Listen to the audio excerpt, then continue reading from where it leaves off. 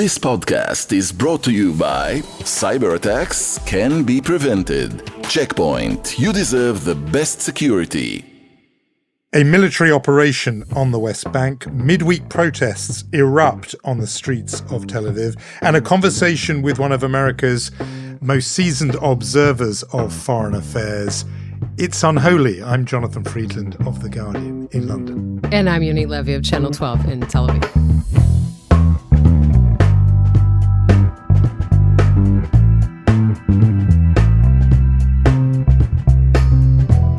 Unholy Twitches on the news from Keshet Podcasts. What can I tell you, Jonathan? Just the news just keeps on coming. And one of those weeks where the news in Israel is the news. I mean, people around the world were watching what was going on in Jenin. They were comparing it with the events there 20 plus years ago. I think it was one of those classic, and I've used the metaphor before, one of those Rorschach tests, the ink blots. It looked like one thing in Israel. It looked like something very different outside. I mean, we'll talk about that. But it came and went. It was 48 hours long. But why don't you just break it down for us in terms of what prompted it and how, commanders, politicians, voters in Israel are thinking of it before I say something about how it looked on the outside. Well, this is what it looked like from the inside. 48-hour operation, as you said, an operation in Jenin that the government believed became inevitable. 27 Israelis have been killed in terror attacks since January, Jenin being one of those epicenters of terror. And the Israeli military, obviously not regularly in Jenin, neither is the Palestinian Authority these days. That's part of the problem. And I think Israel had this real concern that Jenin would turn into Gaza, being this uncontrollable area. So that is what we saw this week. Immense firepower, boots on the ground, obviously a brigade-size force, bigger than usual in the West Bank, and a decision to open up with a targeted airstrike against an operation room run by Palestinian militants, and 3 Palestinians killed in that part of the operation. And due to the fact that Israel was trying to protect its own troops, what you saw was sort of bulldozers cutting trenches into the road. So when the army left after 48 hours, it left a whole lot of destruction. I assume we'll discuss that in your part of what it looked like from the outside. The first day did see a few clashes. The second day saw the guerrilla forces and the Palestinian militants essentially either leaving Jenin or hiding. So a lot less blowback for the IDF. One Israeli soldier killed, David Yuda Yitzchak, probably tragically due to friendly fire, and 12 Palestinian dead. The IDF saying these are all militants, all armed. The Palestinians yet not officially saying their response to that. Usually they're quicker in saying some of those were civilians, all of those were civilians. But in this case, as I said, the IDF is saying that they are all militants. Yes, Israel came in and out. I think that parts of the Israeli government expected a much larger scaled operation, but this was a 48-hour thing. During that, we should say that there was a terrorist attack in Tel Aviv, a car ramming into civilians standing by at a bus station with 9 Israelis injured, and the terrorist himself shot by an Israeli civilian.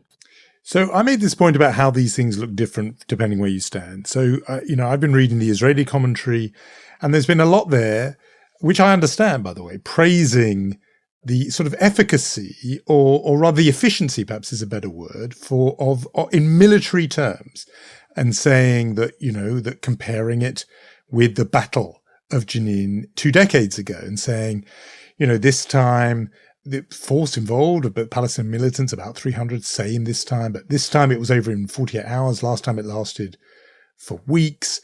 Then Israel was fighting with this kind of lumbering force of heavy equipment, of tanks and infantry reservists. This time it was special forces. They were more nimble.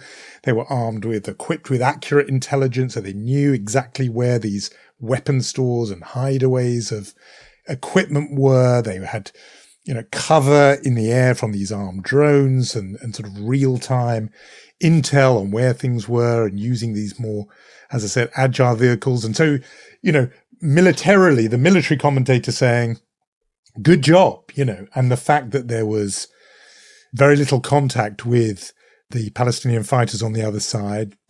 On the one hand, of course, that's what guerrilla fighting and warfare is about. You melt away if there's about to be a conflict that you're going to lose.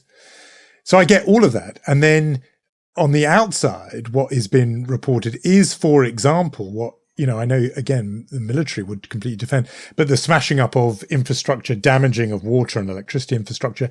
And a perfect example, just sort of emblematic of the whole thing, is this business of the roads. Because from the Israel side, Israeli bulldozers trashing these roads, good thing, because there were explosive devices buried in those roads previously that have exploded Israeli vehicles and caused casualties. So it makes perfect sense to kind of shred those roads in advance. But then what goes on the sort of media around the world is images of a trashed area. And I saw people on social media saying, no, this is not, a town in Ukraine after the Russian army has visited. This is the West Bank. This is Jenin now, And I think this clash between the two perceptions came to a head, and I mention it just because it is emblematic, on the BBC, where Naftali Bennett, former Prime Minister, obviously not responsible for any of these decisions, but there, in effect, as a spokesperson for Israel, coming on and being questioned about the fact that some of those Palestinians killed were underage. They were under 18. And the interviewer saying they're children, and him saying they're armed militants. And she's saying worse than children. She's saying Israel is happy to kill children. And of course, immediately people say, well, that's the blood libel right there, that Jews somehow want to or are happy killing children. But the specific point about the militants thing, you could see that Naftali Bennett thought, look, a 17-year-old with a gun, and he didn't say this, but he could have done, aiming at an Israeli soldier who might be just 6 months older, right? Who could just be over 18. That's somebody with a gun. That's the only thing that matters here. But the BBC journalist thinking, children, isn't that terrible? And the ink blots look different depending where you are. I think, by the way, Naftali Bennett, with more, if he thought about it longer, could have easily said, look, that is part of the tragedy of this situation, that we're in effect in a situation where there are child soldiers involved. It's tragic that there are 15, 16, 17-year-old Palestinians armed. But once they are, they posed a threat. And right. We had to do what we had to do. He could have said that, but he didn't. But I think the point is, the BBC has since apologized, by the way, and they've recognized that particularly the question you picked up on about using this word happy was wrong, and they shouldn't have worded it that way. I mention it all just because what looks absolutely common sense in Israel, and not just common sense, but a good operation, well done, tick the box, more efficient than 20 years ago, well done us. That's how it looks in Israel. Outside, people ask a whole lot of other questions. Yeah, I'm sure you're right. By the way, he did kind of answer and say something like, what if a 17-year-old picks a rifle and shoots at your family? He asked her, and she really didn't have an answer for that. We don't, on this podcast, usually pick up examples of bias against Israel in the international media, because if we were doing that, we won't have time for anything else. That's a spin-off idea. We could have a whole podcast. One on cricket and one on international bias against Israel in the media. But surely this was above and beyond the wording of it. And I think obviously things look different from a different vantage point. That's for sure. If you're convinced that Israel is the root of all evil, then that is, I think, where a question that can come from.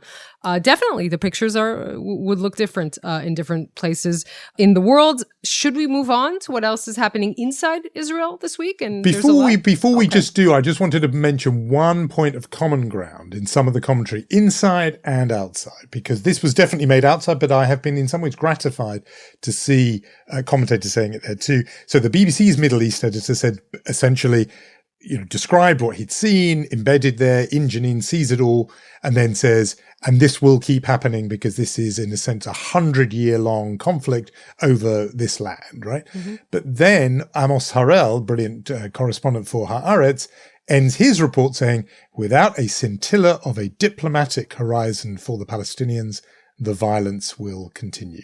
That's always my reaction to these things. You can get stuck in the micro of this military tactic or that military tactic. Bottom line, as long as there is no political process or peace process right now, how Amos Harel says it is clinically dead. As long as that's true, of course these things are going to erupt.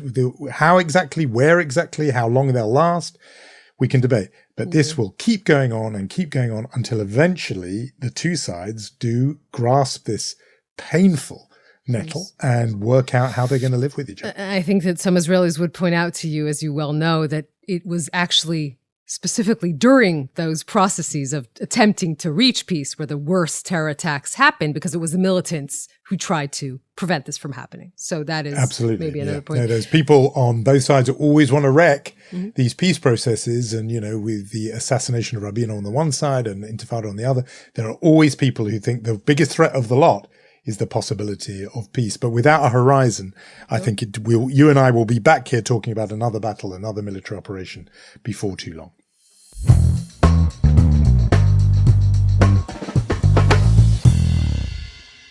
So, as long as we are in some sort of agreement, maybe, let's move on to what's happening inside Israel. Also a lot of news this week. Yeah, I mean, and just with such lightning speed, it was one of those, people talk about split screen on TV when two stories running in parallel. It was almost that. The other thing was still in its last minutes, and then this. Yep. And I think we'll try and talk about the connection between what has happened and these operations, the Palestinian-Israeli conflict and the protests. But let's first say what happened. And this was just yesterday, Wednesday night, protests erupted. And remember at the end of March, right, we talked about this a lot after Netanyahu decided to sack Defense Minister Gallant, who said that the military will fall apart if the judicial overhaul continues. Tens of thousands, even hundreds of thousands took to the streets then. What happened now was not in the same numbers and scale, but in the same kind of spontaneity. And it was around the story of Ami Eshed. Ami Eshed is the Tel Aviv district police commander. He was ousted. And in his words yesterday, in a press conference, he said that it was done because of political grounds. He said that the Minister of National Security, Ben Gvir, demanded that he used a stronger hand against demonstrators in Tel Aviv, demonstrators, of course, against the judicial overhaul, and he wouldn't do that. And that is why he was ousted. So when that happened, when he spoke, the protests erupted against Ben Gvir, against the decision to oust him. We should also say, and we'll mention that more extensively, but also because the legislation is, of course, continuing. So that was what we saw yesterday. For a few hours, Ayalon Highway, the main highway in Israel, was completely blocked. Obviously, thousands of Israelis stuck in a huge traffic jam.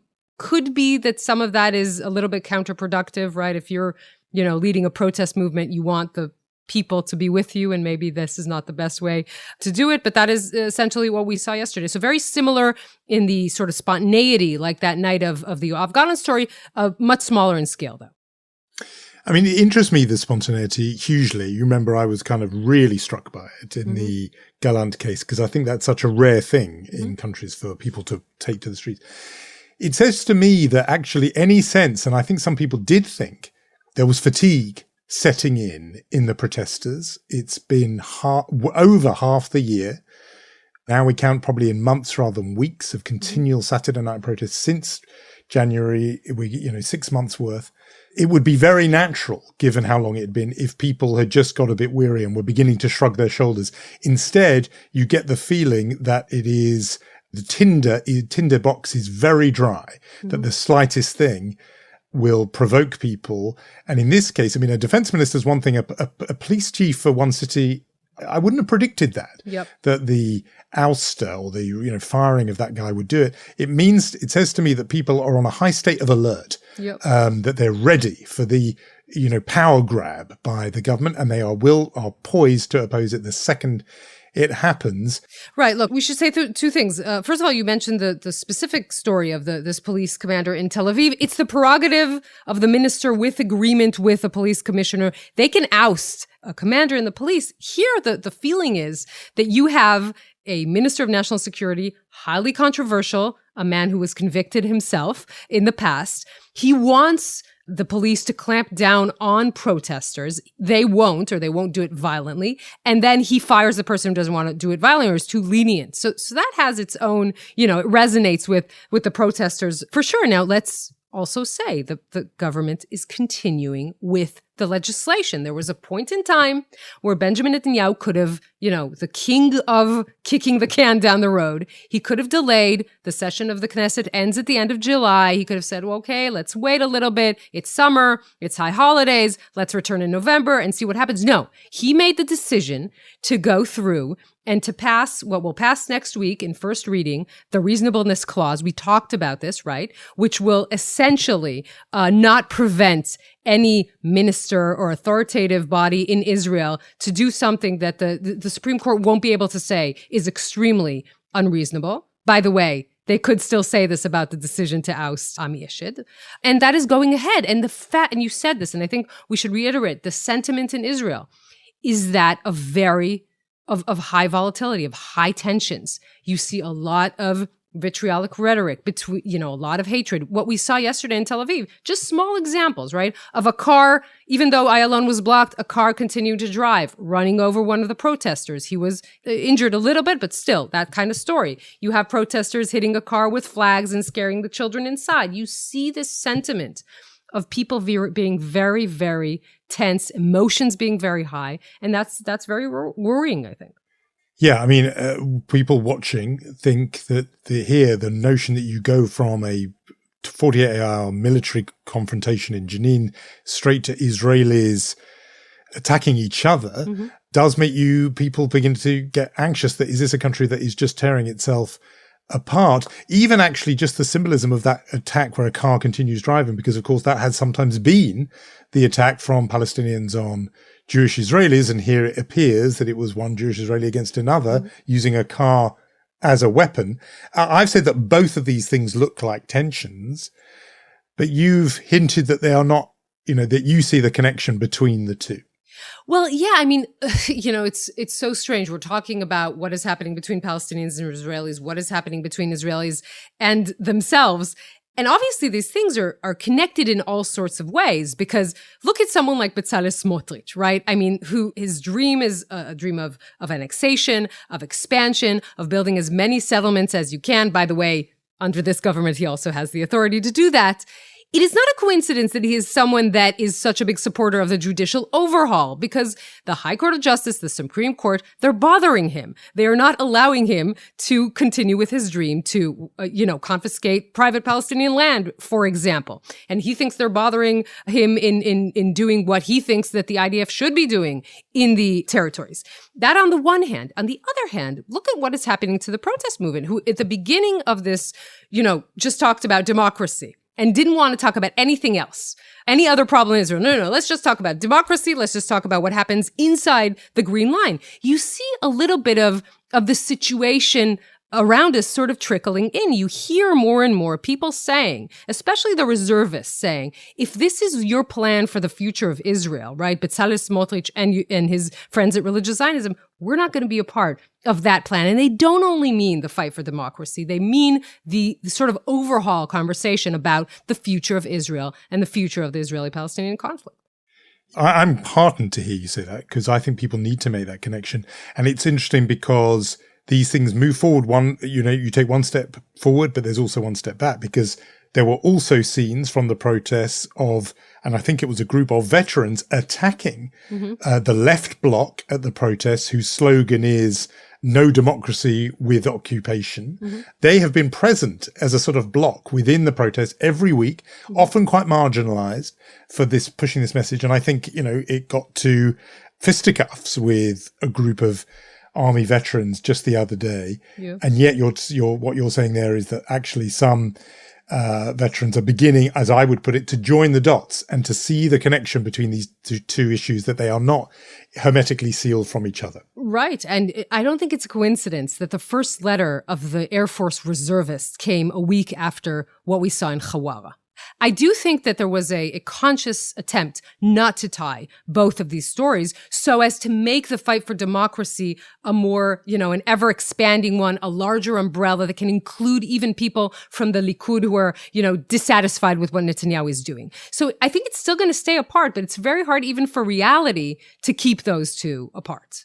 Yeah, and you mentioned Hawara. Of course, that was the attack on a Palestinian community by West Bank settlers that was denounced by the IDF commander on the ground as a pogrom. A milestone that just pops into my mind that was passed this week was a hostage crisis resolution of, namely, the famous hostage crisis in Entebbe and the raid, and a different kind of hostage situation. We should just register and record this making the news. Yep. In a normal news week, it might have been the big story. Actually, we opened the newscast with this yesterday, even on a very, very big news week. The Israeli government officially saying a story that has been clandestine for a few months, that an Israeli woman, a scholar named Elizabeth Surkov, who holds an Israeli-Russian citizenship, was kidnapped by a Shiite militia in Iraq and has been held there for a few months. For all Israel knows, she is alive. She's a scholar. She went there to speak on the ground with people. She deals with issues around Syria and the Middle East and Iraq. And Israel essentially putting this out in the open now for two reasons. A, because keeping it clandestine hadn't helped in trying to rescue her. And essentially to say, A, the Iraqi government is responsible for her. And B, anyone who can help us needs to do that because we need to help her out. So all of this is just testament and proof that the world of foreign affairs journalism never stops. It is a relentless cycle with news happening all the time in all corners of the globe. And nobody knows that really better or more close up than our special guest for this week. Margaret Brennan is the moderator of Face the Nation and chief foreign affairs correspondent for CBS. Face the Nation with Margaret Brennan is the #1 Sunday morning show in its category. She was the network's senior White House correspondent covering national security and foreign policy. She won an Emmy Award for Outstanding News Special for her coverage of the Parkland High School shooting. And she recently traveled to China with Secretary Blinken. And can I say, as someone who's been following her career from Tel Aviv, she is downright marvelous. So, Margaret, we are so pleased and happy to talk to you today on Unholy. Oh, thanks so much for having me. There's so much to go through, but I think the one thing that from the Israeli side must be asked is when will Prime Minister Netanyahu eventually, at any point, be invited to the White House? Isn't that an interesting state of affairs? It's a statement, the lack of invitation. It's often the case, though, that the administration would say that all the communication is still there, even with the leaders not necessarily meeting. I would expect more of these Israeli officials to be visiting in the next few weeks to talk with national security officials here. That channel seems to be working, but I have not heard anything about planning for a state visit at this point. I mean, given what's happening with recent violence and given the judicial reform, things are still sort of in an awkward spot, I believe, with the administration. Even though, to many Americans reading these statements from the Biden White House, they seem fairly gentle in criticism. There's still criticism, and that's somewhat unusual to be publicly acknowledging here.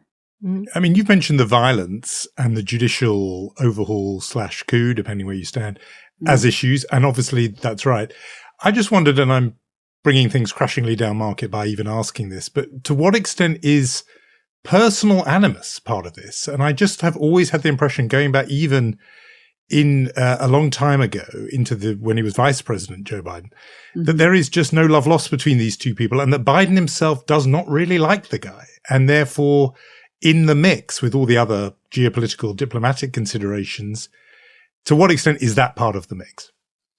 I mean, President Biden would say as vice president, he had a good relationship with Bibi Netanyahu, which was certainly not the case for then President Barack Obama. I mean, in that case, and I remember covering the administration at the time, there was an animus. That was very full on, full frontal, strong, not just policy disagreement, but it was personal, with that invitation to come address Congress without giving a heads up to the administration. I mean, just to revisit all of the perceived slights and also the strong disagreement over the Iran nuclear accord. But Joe Biden has had this relationship where he is characterized as more like overtly pro-Israeli than Barack Obama was, even though every American president is pro-Israeli to a very large extent. There's a degree of nuance there. So I don't see it the same, but there is this distrust because remember, so many of the officials in the Biden administration served during those Obama years. So they're a little bit scarred by that and that lack of trust or just questioning motivations. When I had Prime Minister Netanyahu on the program recently, a few months ago, and I asked about endorsement going into 2024, he's, I never endorsed anyone. Well, there was definitely the perception that he got directly involved in American politics many years ago and not pro-Democratic candidate Barack Obama at the time. So that's also sitting there going into an election year, that this is complicated.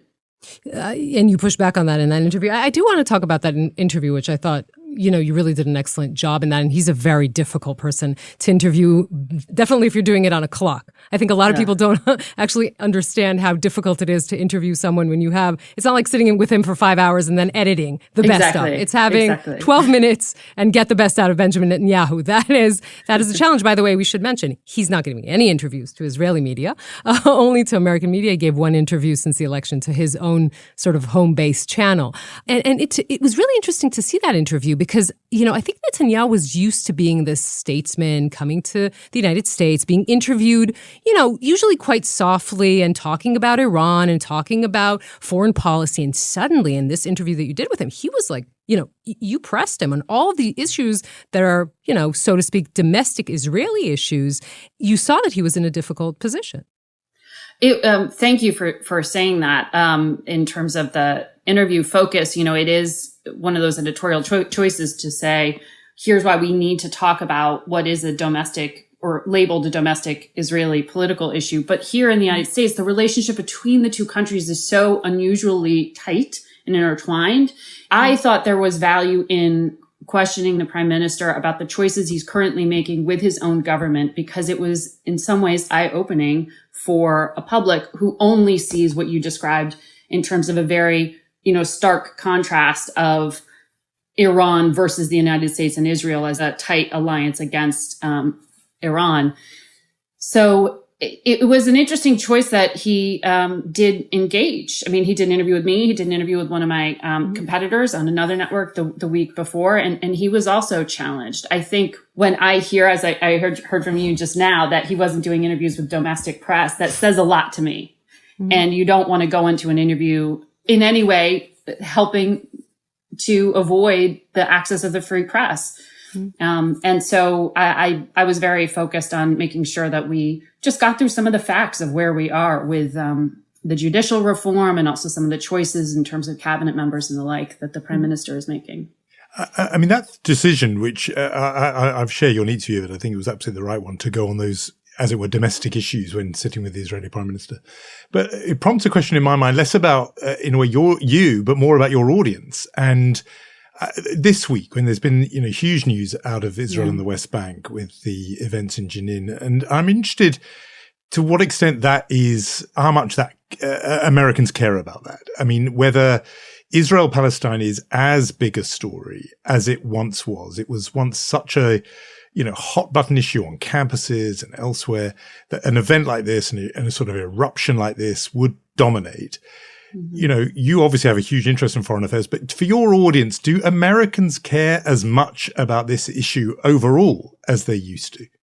I think it depends on who you are focused on. I'd say within democratic politics, and that's something that also fascinates me about the relationship with Israel, is that's changing within the Democratic Party in particular. You mentioned young people on campuses, that key demographic that politicians want to have come out and vote for them, typically Democrats, going into an election year here. And for progressives like Bernie Sanders and others in Congress, this has been a huge issue generally writ large to be less reflexively pro-Israeli government and to ask questions about not necessarily the Palestinian leadership, but just the Palestinian people. It's more of a humanitarian cause that's caught on definitely with progressives. So there's that overlay of politics here that is changing and influencing foreign policy. I think that's a really interesting shift. And then within Republican politics, you see this shift as well, as you well know, with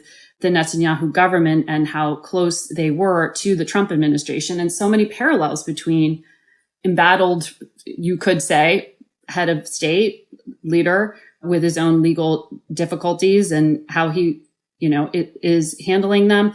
People constantly compare Benjamin Netanyahu and Donald Trump and some of their styles. So it's like the fusion between domestic and foreign on this one specific country is different than other ones. I mean, if you asked me what's the foreign policy issue that is capturing the American public's attention, I'd say China, to the extent that there is any foreign policy that Americans really pay attention to. And that's simply more than Ukraine, you would say, ahead of Ukraine. 100%. Yeah. It is just the sense of threat. And that you see in polling, Pew Research and others have done polls, and it's very bipartisan in concern.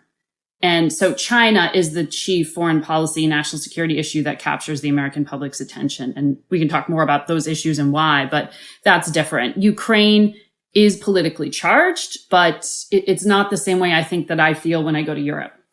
We will want to go on to talking about China and Ukraine, but I do want to throw in one more element to complicate the Netanyahu-Biden relationship, but that is the Saudi normalization, that issue. Yeah. Because eventually, I mean, obviously, Netanyahu will have to be invited to the White House. This will have to be part of the discussion. Now, I just want to ask if I'm being crazy with this scenario, because where I come from, usually throwing out hypothetically insane scenarios, and then you discover usually that reality trumps that anyway. So I'm just trying to say, am I crazy to think that the Israeli component is something that can accelerate or pave the way for the rehabilitation of MBS in Washington? I mean, for me, I just still am wondering how the Saudi side moves along with this under King Salman. That's the part that I still can't quite get my head around. That maybe in a few years this happens, but I know there is 100% this push to make it happen and to sort of formalize and publicly acknowledge, all the relationships that Israel and Saudi Arabia already have behind the scenes. I don't see it necessarily happening in the immediate term, but maybe there's reporting that I'm not aware of. When you say the push, do you sense that from the White House? Are they keen to have this and keen to have it in the next 18 months so it is a foreign policy achievement with a capital F, capital B, capital A that they can boast of as a kind of trophy for the re-election campaign? Or again, do Middle East breakthroughs of that kind not really cut through anymore politically, domestically? I don't think they cut through in the same way. I think it's a nice to have versus a must have. I think China is front and center. I think with the Iran, wherever we end up with this, as the Israelis call it, less for less, or, some version of a nuclear agreement, that just keeping that on a sort of low boil is the goal going into an election year so nothing blows up. It would be nice to bring home the Americans who are wrongfully detained and have been for a long time. That's one of the Middle East issues, but really it's focusing on China. That's the first focus for the administration and Ukraine. I mean, we're going into this NATO meeting in Vilnius, the 11th and 12th, that President Biden is headed to. Keeping that moving forward and trying to convince the Republican Party that they need to go ahead with additional funding for Ukraine in the fall. I mean, here in this country, we're about to face a potential really difficult political showdown once again over funding and appropriations in the fall. And, the Republican leaders are in a different place. In the Senate, you have Mitch McConnell wanting to move ahead with more funding for Ukraine. You have Kevin McCarthy, the House Speaker, here saying he doesn't necessarily want to go ahead with that. So that's one of the more immediate political issues here. So let's talk about China. And you were just there with Secretary Blinken. You also interviewed former Vice President Pence, who called Xi Jinping a dictator. He actually kind of agreed with Biden, who said that too. I think it was Trump who said that Xi was brilliant. Let's talk about what you're saying, that this threats that Americans feel and what you think the Chinese are trying to achieve. I mean, we see Xi meeting with Modi and with Putin and inviting Netanyahu and Abu Mazen and, of course, Blinken. Right. What does China want, and what does the United States want? Well, and we have Treasury Secretary Yellen just flying out today to go in for meetings with Chinese officials. So that calling Xi Jinping a dictator, whether factual or not, certainly not the kind of carefully chosen words diplomats would like to have as they try to put up these guardrails. It didn't disrupt that visit. They're still going ahead.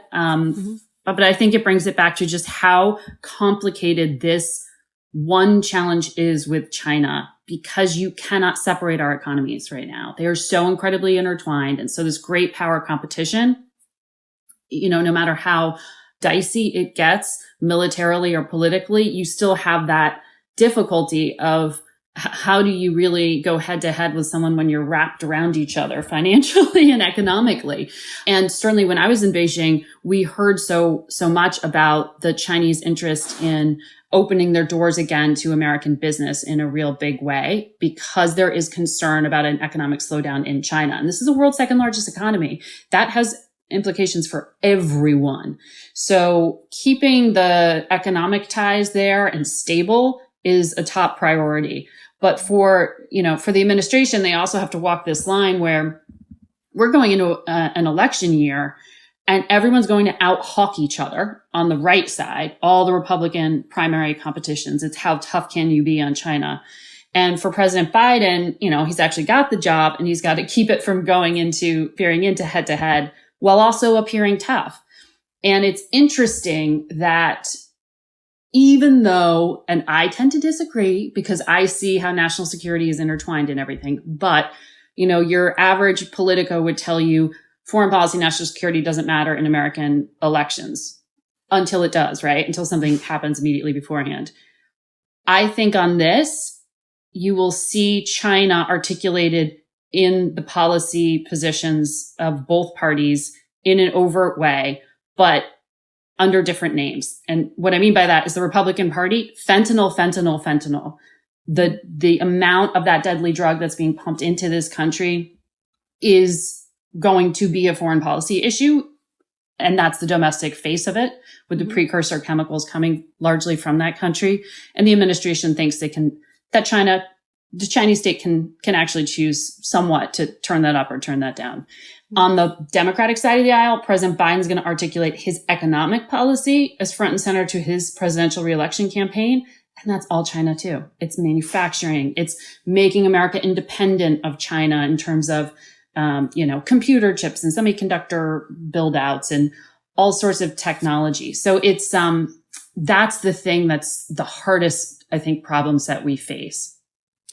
I mean, it's striking now when you think back to the 2016 campaign where Donald Trump was, breaking new ground, banging on about China so much. And now there are these very striking continuities, not in tone, but in substance between 100% what he's saying and what Biden would say in a campaign. But just to be sort of parochial to the Middle East region, just on China, this business of China acting as a kind of, matchmaker with Saudi Arabia and Iran and all that. Again, the same question I think probably people in foreign policy circles are scratching their heads over. But what's your read of that? What game are they up to in a move like that?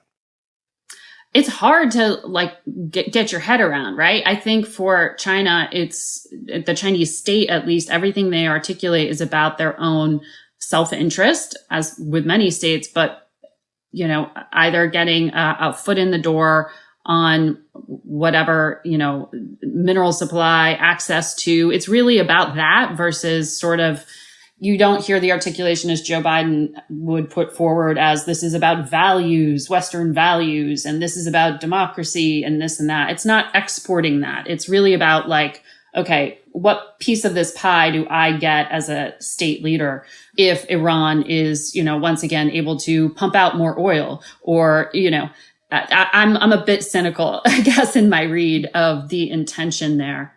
And that's how I understand it. But I wondered if we could move on to the issue that you say that Americans care about less than China, and that is this Russia-Ukraine question, and particularly the patience of the international community, for which read, in a way, Washington, will run out when it comes to Israel's position of walking this kind of high wire between Moscow and Kyiv in a way. And there's been a degree of understanding extended to Israel that they're in a very particular position with Russian involvement in Syria just over the border. I've spoken to diplomats here who've said, the clock is ticking on that. The patience of allies, of international community is wearing a little thin and will get thinner. But again, you're somewhere where you're going to be hearing those conversations more. What's your read of the patience threshold and whether we're sort of reaching it? Well, it does sort of fly in the face of, if you look at this through the framing that Joe Biden articulates, which is this is an existential threat to democracy and the global world order, right? That's a pretty binary choice. Which side are you on? So to say we're not going to pick a side, but then when you talk to national security officials, they do sort of have a harder time, not so much just on the Russia front, but on the Iran front. And the degree to which, there's the argument that Iran could seize particular military items off the battlefield and thus benefit. Well, you know what? Russia is probably sharing with them anyway. And we already know that has changed the calculus a bit on the European view of Iran and how to handle things right now, and how to view the Iranian state, the degree to which they are building their relationship with Russia. That's pretty complicated too. I think on the Ukraine front, in terms of how things are communicated here at home, it's interesting if you listen to Mike Pence, the former vice president, or other Republicans who are taking a stand that's very pro-Ukraine, anti-Russia in a way that some within their party are not as vocal on. They will link China and Russia. You know, you will constantly hear Xi Jinping cares about how the West responds to Vladimir Putin, and that's why you should care. So there is this like framing, linking the two to the American public. I don't know. I mean, I think with NATO and all the complications of articulating to the American public, a lot of the things that Donald Trump articulated in this frustrated, angry way that alienated European partners is something that now has kind of become mainstream in terms of criticism of the U.S. needing to be in a leadership position, even when it comes to Europe's own security in its own backyard. But for Joe Biden and what he does in terms of pushing the alliance along to provide more weapons and when, that is something Republicans will hit him on. Even if they're pro-funding, they will criticize him for being too slow to act. Some of what the administration would say in terms of an excuse on why they are too slow to authorize certain weapons is they'll blame the Europeans. Well, the Europeans aren't okay with that. The NATO alliance isn't all right with that. So how do we split it up to say the US or the UK can give this weapon, but as an alliance, they cannot? It's hard to articulate to the American public, isn't it? I mean, we follow this stuff because we're into it, but it's you talk about 9-dimensional chess. This is a huge puzzle to constantly put together. Yeah, and the American taxpayer needs to be convinced that he needs to continue to foot the bill for this, which is also, incredibly complicated. Definitely if you're, moving forward into an election year. I have to ask a little bit about you and Face the Nation and, the work that you do there. And I see, every time I read something about you, it's always that you're the only woman anchor who, holds the Sunday morning news show. That might change soon. That will change soon. It will. And I always wonder reading these, the first who's doing that, the only woman who's doing it, being under that title of the first woman to anchor the news here in Israel as a solo anchor. I always wonder if the fact that people keep pointing to that, is that actually helping us? I don't know if I'm asking this in the most articulate way, but in a sense, the more you live in a world in which this is still an anomaly, it means that not enough progress has been made. Obviously, a lot of progress has been made. We're not in that, the 70s where there was the women in the balcony, right? Then the women report, the female reporters had to report about what is happening in the press club and they wouldn't let them in. So they have to stand in the balcony in Washington. We're not there. But have we actually made that much progress if that is something that people continue to point at? It's a good question. It's something that when I first took this moderator job, I was very uncomfortable when people were talking about my gender, or the only, Sunday show host at that point who was female. And because I knew at the end of the day, I would be judged on my performance and my ratings. I would have the same sort of harsh judgment there, but that there were things I couldn't control for in terms of how people perceived me based on my gender, she interrupted, or, she was too aggressive, or, she was this, or even just being pregnant. I went through 2 pregnancies on television, and this sort of old school thinking of is it going to alienate certain people? Watch me get pregnant and have a child on, over the course of my pregnancy and then come back. Those things, you can't solve for somebody else's issue, but you do have to kind of acknowledge that is there, that who you are and what you look like and how you behave is affected by that person's preconceived notions. So I just kind of walked into it saying, I don't want to talk about that so much. I'm just going to focus on my work and just be incredibly prepared for each interview, and felt like I had to, be over prepared, frankly, for each interview. And I think it has paid off. I also think that once I became a mother through my 2 pregnancies, I realized that I should talk about it more, because it means something to other people who are watching me, younger women in the workforce, but also that it's incredible all the juggling people do. And like, why are we trying to make it seem like it's perfect or we have it, figured out? And to acknowledge that and to talk about it more, I think is important. So that's a complex way to answer your question. But I think it's great that my, soon to be competitor on NBC will be a woman. Kristen Welker's a friend of mine from covering the White House. I think she's a great person and I think she'll do a great job. And I like that, over on Fox and on CNN, they often have women in this role. Shannon Bream just took the reins after Chris Wallace left. And at ABC, Martha Raddatz often fills in. So I think that's awesome. And I think if we weren't performing well, we'd quickly be removed from these jobs. So I think there is progress in that way. And yeah, I'm a little bit more comfortable talking about it. Sorry, no, you go first, Yonit.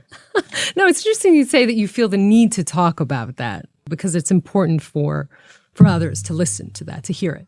Well, I just felt like I didn't have anyone to talk to about it, in terms of other people who it's a pretty small circle. I did have my colleague, Nora O'Donnell, who is the only female anchor of the evening news. And, she would openly talk about coming back early from maternity leave and how she handled it when she was at another network. And, you hear these things and you go, oh, okay. So maybe we should talk about it more. And I saw some of my correspondent colleagues who just happened to be, having children around the same time. And to have someone turn around and be like, hey, FYI, did you know that you can ship breast milk?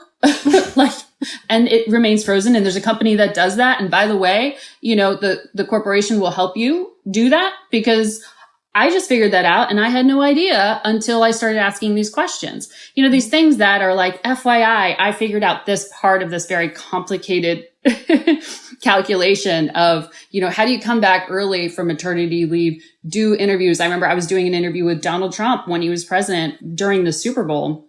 And I was trying to figure that out. How do I leave my 4-month-old baby to go do a show remote while also making sure that he has the food that we have made a decision because it's the best thing for him? How do you do it all? You just juggle all the time. And so I just found that it was helpful to be able sometimes to turn to someone and be like, hey, I'm totally working nonstop and it's not perfect. And by the way, I only look like that on Sundays because there's a hair and makeup artist that makes me look put together. I'm sure in that situation, though, Donald Trump was super sensitive and understanding of the whole situation and the gender dynamics at work there. So at least you had that. As you said, it's a very small group, and I feel we have 2 charter members of this very small group of people in this conversation. I wanted to ask you just one last thing it's about your job too, but in a different way, which is just a difficulty that I found myself thinking about a lot, which is about one issue which I just think we all struggle to get anybody interested in, and yet maybe the most important thing of the lot. There's a new book out now called The Heat Will Kill You First about climate change. And one of the points about it is it's so difficult to just, get people, journalists engaged, but audiences engaged. He has this fantastic observation, the author, about the word hot. He said the trouble is it has too many positive connotations, sexy, winning, in demand. So people aren't frightened of heating. And then you say global warming, and he says that sounds gentle and soothing, as if the most notable impact of burning fossil fuels will be better beach weather. I mean, I'm asking you this just because I don't know the answer to it and I wrestle with it myself, but I'm thinking that there you have a tougher job still because you're speaking to a mass network TV audience, not, a newspaper with a particular kind of political leaning like my one. So how do you engage big audiences in this subject, which we all agree is obviously in some ways the biggest, most existential, but somehow lacks the day-to-day urgency of all the other news we all want to cover? Well, it does. And then in this country, you have the overlay of domestic politics on that complicates it even further. It's actually really, really hard. And it's interesting because we were talking about this last week with, all the segments we were trying to fit into the show. It's such a hard topic set to make accessible. People can understand like in this country, the Canadian wildfires, for example, were really complicating flights and the air quality and things like that. Like once you have something like that is visceral and someone can relate to, like, in other words, like the problem is right in front of them, you can sort of engage them and explain it a little bit more, or where that intersection between, dryness and climate change is. And you almost have to like back into it through, the extreme weather situation. I brought it up in the context of an interview with the transportation secretary, Pete Buttigieg. That's how I worked it in last Sunday, to ask about some of the projections for the infrastructure plan that was bipartisan in this country, but may, according to some studies, be based on some flawed scientific calculations about rainfall, for example, and flooding and things like that. If you can make things more immediately accessible to people so they understand why it's their problem, I find often with climate change, what's so frustrating is it's like either it's a weather segment or it's admiring the problem. And it sounds like a very complicated math equation that people can't relate to. Yeah. I remember covering when John Kerry was, for the Obama administration, Secretary of State and negotiating the Paris Climate Accord. At that time, getting it on air at all was so complicated. And then during the Trump administration, ironically, it became this huge front page story because the president was exiting it. And all of a sudden people wanted to talk about this deal that no one wanted to talk about when it was negotiated because of the politics. So I don't know. Sometimes you have to figure out how to get people, as someone said to me once, how to eat their broccoli along with their ice cream in news. And I feel like this is one of those topics. It's really hard. From a national security perspective, I think all the electric vehicles and things like that, there are ways to tell those stories that are interesting. Yeah, but no, you're completely right. As long as it's an eat your greens issue, it just doesn't make it out of page 17 in our paper, or, it does, but in terms of the audience's response. Yeah, we can talk forever, and I really would like to, but I think we're winding up the conversation, and I kind of want to ask you. We talked a lot about foreign policy. We're looking into the future, and not the very distant future, in the American presidential election. We kind of, it feels to me, at least here in Israel, everyone's sort of saying it's going to be a rematch. It's going to be the Biden-Trump rematch. Do you still think that's what we're going to see? I'm meaning this in both ends of that question. The Trump and the Biden, this is what we're going to, obviously Biden's the nominee, et cetera, but is that what we're going to be seeing? This is like the topic A at all cocktail parties in Washington, I have to tell you, of how does this play out? And I think anyone who tells you with 100% certainty that they know is spinning you. I think the president is the nominee, barring something that happens that we, can't forecast at this time, or there's a health-related issue, which, given his age, that is a front and center thing on minds on both sides of the aisle, and will be weaponized against him, of course. On the Republican side of the ledger, it's the wider this field gets, the more complicated it will become to potentially have an alternative to the 45th president of the United States who wants to run again, Donald Trump. There are a lot of things to parse here in terms of the dynamics. It's really about the primary system in this country and how it functions. That the Republicans right now are not running to win over the American public. They are only running to win that piece of the Republican voter that shows up bothers to show up at a primary. In most polls, Donald Trump comes out as the leading candidate. There's a very long period of time between now and then. In terms of his legal challenges, which are many, none of that will prevent him from running. There could be who knows how it plays out, decision in the January 6th portion of the federal investigation into the president that could happen closer to the election. And that proximity can be a complicating factor, or does the federal government not move forward with charges? And then what does that say? Does that get interpreted or twisted as somehow like a clean bill of health, right?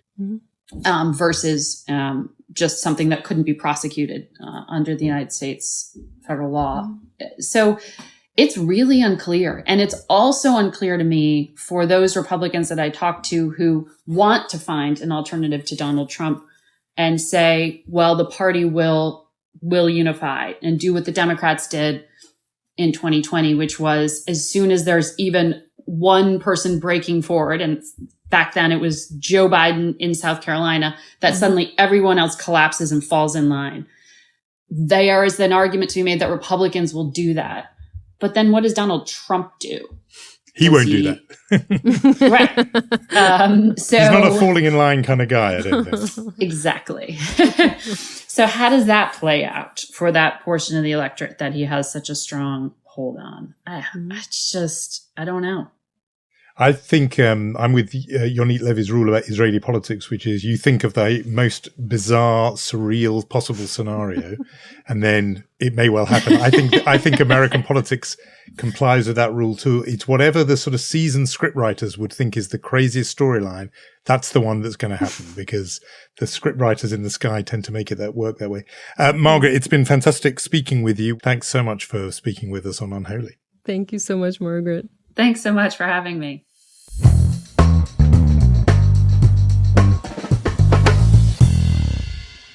A great pleasure to speak to Margaret Brennan. As she says, she's there in Washington where topic A is who is going to be the next president of the United States. But she is one of those, and they're not many actually, journalists in Washington who always keeps that global perspective, who isn't just narrowly insular in her perspective on the United States, instead is watching America's relationship with the entire world, including the Middle East. Yeah, and I found what she said about China fascinating, especially the fact that the Americans find this the number one topic. But again, everything that she said about, Netanyahu and Biden and all the rest, I thought was really fascinating. I'm glad we did this.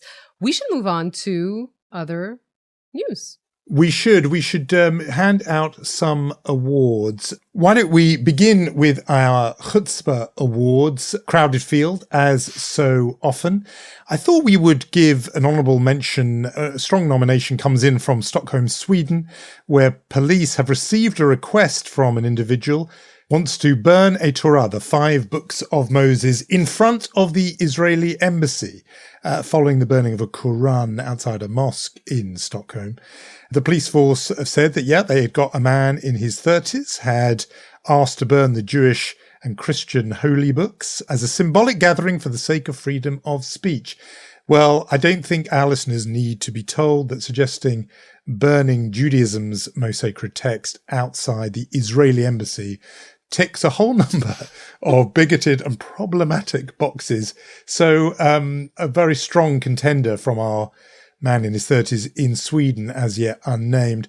But I think the winner will probably have to go to Christie's auction house, which drew controversy, is the nice way of putting it, recently for a sale which went north of $200 million worth of jewels that belonged to Heidi Horten, who was widow of the billionaire Helmut Horten, who made his money in taking over former Jewish businesses during the last war.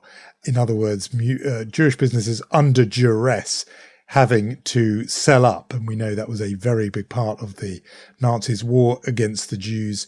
This man made a fortune from it, enough to amass an extraordinary collection of jewels, which Christie's were happy to sell. They were going to do a joint event with the Tel Aviv Museum of Art, and the Tel Aviv Museum has now dropped out of that event in protest at Christie's sale of millions of dollars worth of jewels acquired from Jews under duress. So a bit of a chutzpah reward to the auction house for perhaps not making that decision slightly earlier and without pressure from the Tel Aviv Museum.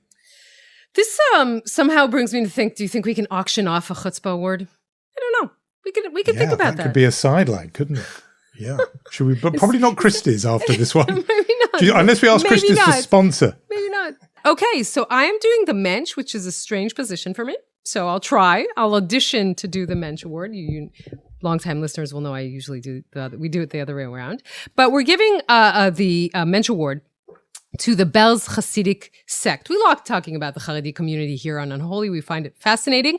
And this story comes from Haaretz. We should say that the Belz sect is Israel's second largest Haredi sect, and it started teaching boys about sexual abuse awareness. So teaching essentially students the risk of overstepping boundaries, and obviously also telling them how the risk of being harmed, how to prevent this in time. This is always a very sensitive issue for the ultra-Orthodox community, but there has been a change over recent years and a greater openness to this and to teach young children about this. We think it's very important. So we think that the Mensch Award, I mean, you don't have to join in, but I think that this is very, very important. Also, can we give another Mensch Award? Can we do a dual Mensch this week? A duo Mensch? The committee is open to such a proposal. Let's hear that. Okay, so let me try, because I think that the Israel soccer team for under 21 deserve the Mensch Award for a great performance. We did lose to England. I'm looking at you at the semifinals. You were playing better. We actually wanted to do a live tweeting. Jonathan's a live tweet fanatic. He wanted to do a live tweeting of him and me watching the game, but it was during a news broadcast, so we couldn't do it. But we lost anyway. But the achievement, a big achievement for the Israeli team, also qualifying for the Paris 2024 Olympics, and prompting the good joke running in Israel this week saying maybe we just let the under 21 Israelis run the land and maybe we'll be in a better situation. So I think they deserve the Mensch Award. It's a story with Israeli football. It always seems like it's about to break, and about to happen. And the under-21s doing well makes you think, okay, 3 years' time, maybe they'll make it to the World Cup finals, and so on. Something happens to the Israeli youngsters between 18 and 21 that maybe changes the course of, the rest of sport. Genuinely, that is a fascinating thing to dig into. Yeah. And of course, military service you're referring to, and that is a difference between Israel and its competitors in this game, although, of course, the team is mixed. There are Arab players, and they don't all do military service. But you see, it's a whole other topic there. But no, I think worthy choices for the Mensch Award, and I particularly second what you say about those efforts among the ultra-Orthodox to begin to tackle this problem of sexual abuse, and we know it's a real one. So good to have registered that. I want to just do one tiny little bit of housekeeping, which is I know that lots of listeners were left on something of a cliffhanger by our conversation a couple of weeks back with the brilliant Nicholas Heitner, theatre genius extraordinaire, when we were talking about his wonderful new production of Guys and Dolls. If you haven't yet seen it in London, just do whatever it takes to get there to see it. But we talked about the character of Nicely Johnson, played inimitably in the first production by Stubby Kaye. We were talking about how the sheer Jewishness of the Broadway musical, the Jewishness of Guys and Dolls, and there was a moment of hesitation where neither Nicholas Heitner nor you and me were certain that Stubby Kaye was Jewish. We can confirm that Stubby Kaye was indeed Jewish. Indeed, he rejoiced in the name of Bernard Shalom Kotzin. How could we not have known that Bernard Shalom Kotzin was Jewish? But Stubby Kaye, he's the definitive Why would he version. change it to Stubby Kaye? It's such a wonderful name. I think it's one of our listeners who actually pointed us to that fact, and we thank him very much. Yes, credit to the listener for that. And do keep your responses to us coming. We love seeing them at Unholy Podcast on Instagram and on Facebook, and use those methods, those platforms. Who knows, even the brand new Threads, the competitor for a new Twitter. Social media platform. Color me excited. Brilliantly named after a drama describing a post-nuclear apocalypse. Well done, Mark Zuckerberg, for that one. Threads, you can go on there if you like, and Blue Sky and all the other platforms, to Mastodon. You do it wherever you like. Spread the word. I've mentioned before that people now come up to me and go, I am spreading the word about Unholy. Lots of devoted listeners doing that. We thank you for it. Extremely. And let us also thank our team, Gaia Glazer, Omer Primat, and Rom Atik. And we shall meet next week, Jonathan.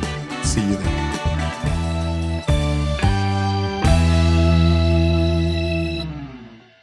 This podcast is brought to you by Cyber attacks can be prevented. Checkpoint. You deserve the best security.